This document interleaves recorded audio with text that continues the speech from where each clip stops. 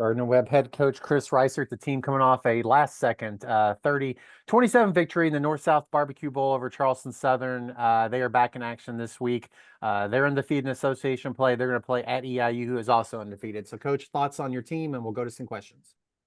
Yeah, resilient win, kind of found a way, didn't quite necessarily have our best stuff, and that's a credit to Charleston Southern. I thought they played really well and made things really, really tough on us and really challenging, and hats off to their staff and their players. And but we were able to make one more play than them, and it made the world a difference. And proud of our guys, the way they executed down the stretch to put us in a position. And then Charlie and Kevin and Jackson and our offensive line in that final play, banging that 48-yard kick was a big moment for our team. And so hopefully it's a momentum and we can use that to build into East Illinois, who's another good football team and a top of the conference. Thanks, Coach. We'll go to some questions. Jacob, you're up first. Go ahead, Jacob. Coach, can you hear me? I got you. Hey, Jacob. Hey, just talk a little bit about the travel logistics and how all that comes into play when you have to make such a long road trip. Yeah. Well, we'll fly out Friday afternoon, and I'm lucky I have one of the best director of football ops in the business, and so I don't have to worry too much about it. He's got it all kind of hammered down, but we'll practice Friday morning, fly out Friday afternoon, and get there around dinner time. We'll do all our meetings and such here, and so really when we get there, it'll be just dinner and kind of relaxed and hanging out, some quality time. Guys will get some treatment, and then it'll be lights out and on to play the next day. They're also undefeated in conference play, a pretty strong football team. What makes them so dangerous both on offense and defense? I think there's balance. They've got really good players on both sides. Obviously, defensively, I think their front is one of the better fronts we've seen all year. They got really three really good interior defensive tackles that I'm very impressed with.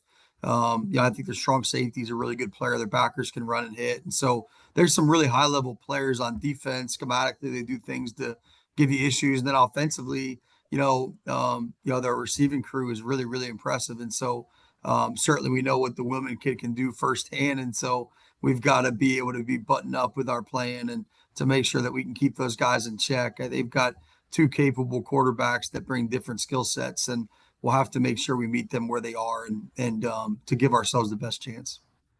Last thing for me, when you have two undefeated teams in the conference meeting like this, how much more of importance does it put on this game knowing that the winner will be even further toward their goal of a conference championship? Yeah, I hate to be coach speak, and I try not to be in these things, but like truly, it's we get in trouble sometimes when we focus about anything other than Gardner-Webb.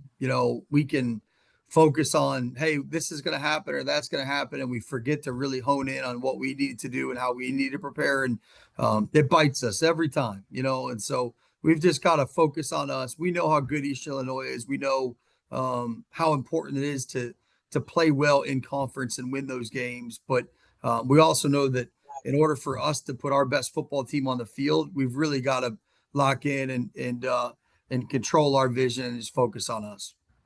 All right, Coach. Thank you. Thanks, Jacob. We got Dan, who covers EIU. He's up next for you, Coach. Morning, Coach. Hey, Dan. Appreciate your time today. You kind of spoke about this earlier, and it's not that unusual in today's game, but how much more difficult is it to prepare for a two quarterback system? Yeah, I think it's a challenge, and both guys are equally adept at what they do, and so you got to have a plan, and you have one that runs a little bit more, one that throws a little bit more, but they both can do the other piece of it too, right? So you got the first kid that really can run and throw, and then the kid they've been playing lately is more of a pocket passer, but has enough athleticism to beat you. And so we understand that both have skill sets that maybe favor one way, but can do both. And so we've got to have a plan that is able to accentuate our strengths against each kid and maybe cause them to think twice about what they're doing. But at the same time, whether it's, Brett Favre or Mike Vick, like you still got to line up and play. And so we'll have, a plan for each, but with the understanding that we still got to make sure we play our best game. What do you see as the key to the game? I think this week, I think more than anything, right, it's going to be the turnover battle. You know, we've got to own the football on offense. We got to create some takeaways on defense. You know, they're dynamic, and so being able to get more possessions for us is going to be really, really key.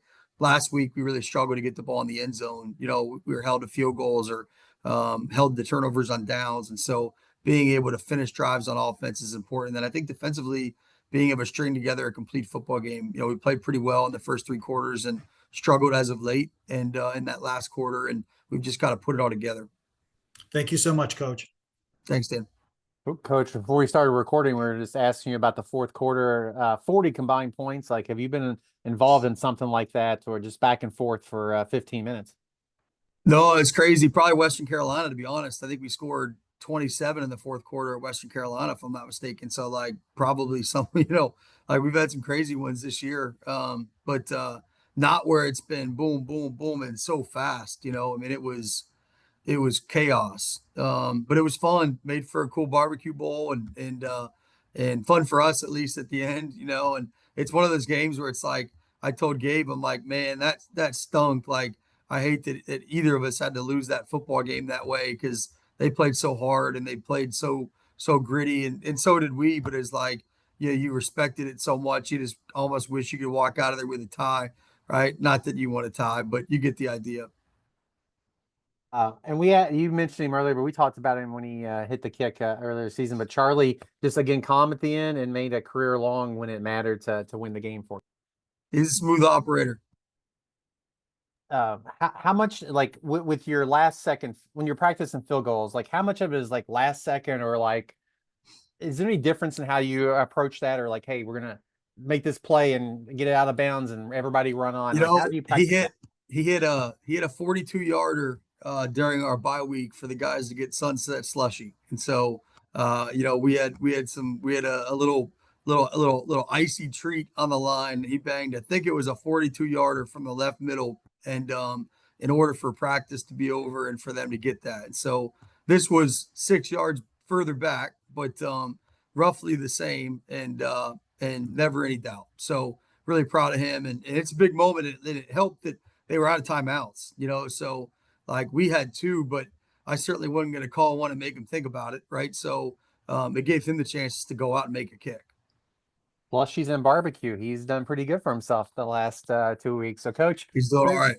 appreciate your time as always. Best of luck this week, and then we'll talk to you next week, next Wednesday, for next week. Thanks, guys. Take care.